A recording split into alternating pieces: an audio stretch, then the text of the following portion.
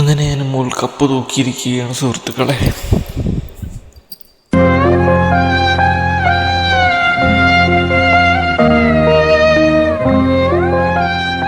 കഴിഞ്ഞ സീസണിൽ ജിൻഡോ കപ്പ് തൂക്കിയപ്പോൾ പോലും ഇത്ര ഡിസപ്പോയിൻമെൻ്റ് ഉണ്ടായിരുന്നില്ല.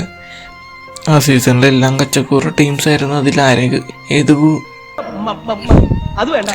ആരടിച്ചാലും പോട്ടവില്ലെന്നായിരുന്നു.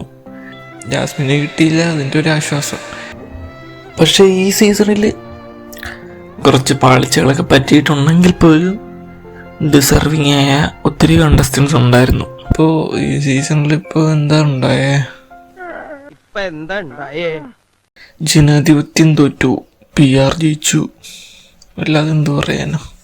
ഈ സീസൺ തുടങ്ങി 2 ആഴ്ച എന്തോ കഴിഞ്ഞപ്പോൾ ഞാനൊരു വീഡിയോ ഇട്ടായിരുന്നു, ആര് കപ്പ് ജയിക്കുമെന്ന്. അതിൽ അനീഷ് ജയിക്കുമെന്നായിരുന്നു എൻ്റെ പ്രവചനം തെറ്റിച്ചുകൊണ്ട് അനുമോൾ കപ്പടിച്ചിരിക്കുകയാണ്. ആ വീഡിയോയിൽ ഞാൻ പറയുന്നുണ്ട് അനീഷിന് കപ്പ് കിട്ടരുതെന്നാണ് എൻ്റെ ആഗ്രഹം. ബിക്കോസ് എല്ലാവരും ചെയ്ത് മടുത്ത സ്ട്രാറ്റജിയാണ് അനീഷ് ഇപ്പോഴും ഉപയോഗിച്ചുകൊണ്ടിരിക്കുന്നത്. പുതുമ എന്താണെന്ന് വെച്ചാൽ അനുമോൾ ഇപ്രാവശ്യം പുതിയൊരു സ്ട്രാറ്റജി വർക്കൗട്ടാക്കിയിരിക്കുകയാണ്. അതായത് എന്ത് കുറത്തരവും വെച്ചിത്തരവും കാണിച്ചോളൂ, നല്ലൊരു PR ഉണ്ടെങ്കിൽ നിങ്ങൾക്ക് കപ്പ് തൂക്കാം. And the most dramatic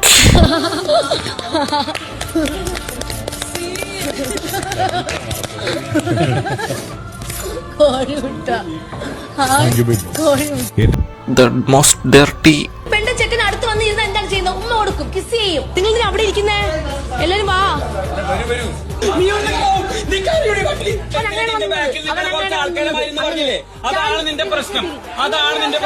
and the most dishonest person കക്കും ഞാൻ, എന്നെ കള്ളി എന്ന് വിളിക്കരുത്.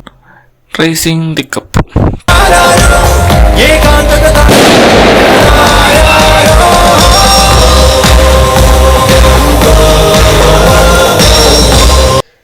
എനിക്കൊന്നും പറയാനില്ല, പൊട്ടുപല്ല്.